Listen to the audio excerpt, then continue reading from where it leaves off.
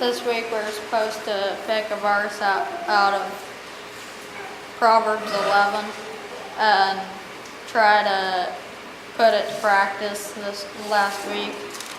And I got verse 10. A man in need of discernment treats citizens with contempt, but a man of discernment keeps quiet. Verse 16. A merciful man does good to his soul, but an unmerciful man utterly destroys his body. And whenever, I like that verse because whenever someone is merciful to someone, they're very merciful to themselves.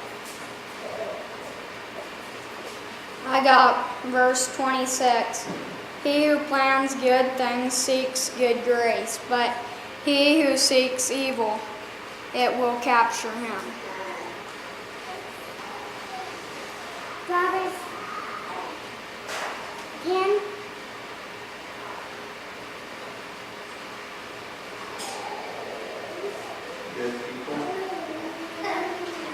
Good people take good care of their animals, but the wicked only know how to be true.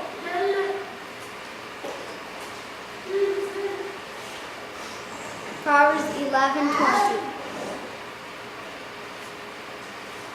He who joins hands with the unrighteous will not go unpunished. But he who sows righteousness will receive a faithful reward. That means if you are friends with someone that's not a Christian, then you will learn their ways and you can turn from God. I got Proverbs 11:10. A man in need of discernment treats citizens with contempt, but a man of discernment keeps quiet. And I tend to get after my brothers and sisters for things I think they should do better. And so this week I tried to be quiet and yeah. I got Proverbs 11 verse 20.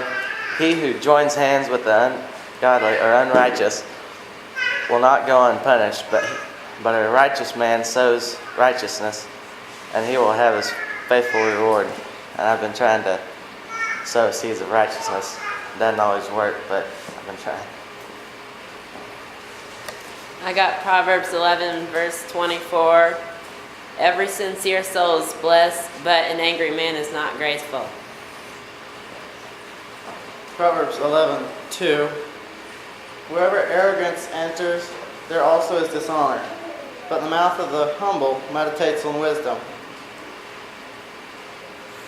And I like that verse because it says, but the mouth of humble meditates on wisdom. And to meditate on wisdom, it takes time. You have to do it. You can't not just once a day or on Sunday. You gotta really do it all the time.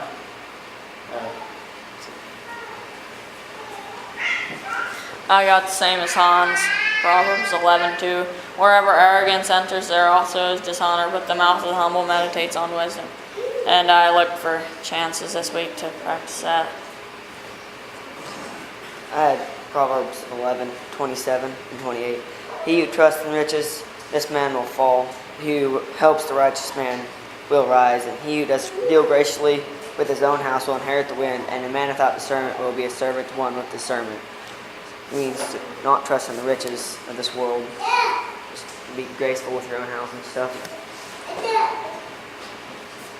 The same as Arthur, verse 10. A man in need of discernment treats citizens with contempt, but a man of discernment keeps quiet. And sometimes when me and my brothers have an argument, or they think something that I think something differently, and here it turns out that they were wrong, I tend to keep that, and then when we're with other people, I bring it up and to put them down, and I shouldn't do that. Trying not to. I got Proverbs 11:10. A man in need of discernment treats citizens with contempt, but a man of discernment keeps quiet.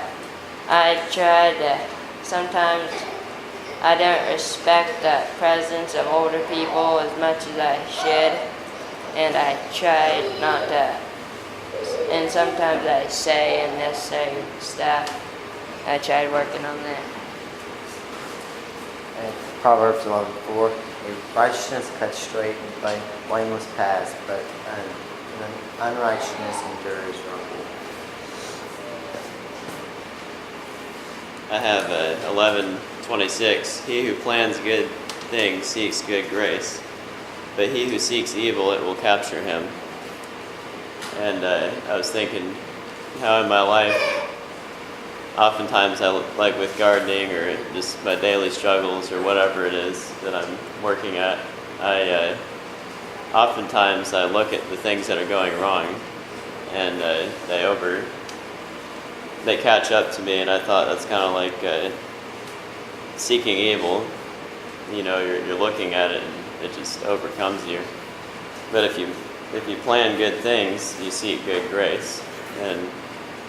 And so what I generally try to do is, instead of looking at all those things, try to look at the bright side and what I'm actually trying to do during the week or the day.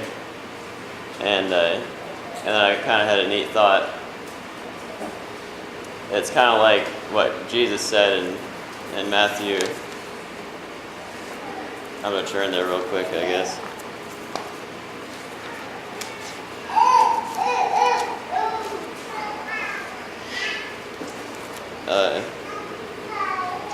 Okay.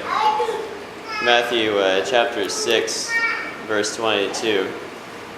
The lamp of the body is the eye. If therefore your eye is good, your whole body will be full of light. But if your eye is bad, your whole body will be full of darkness.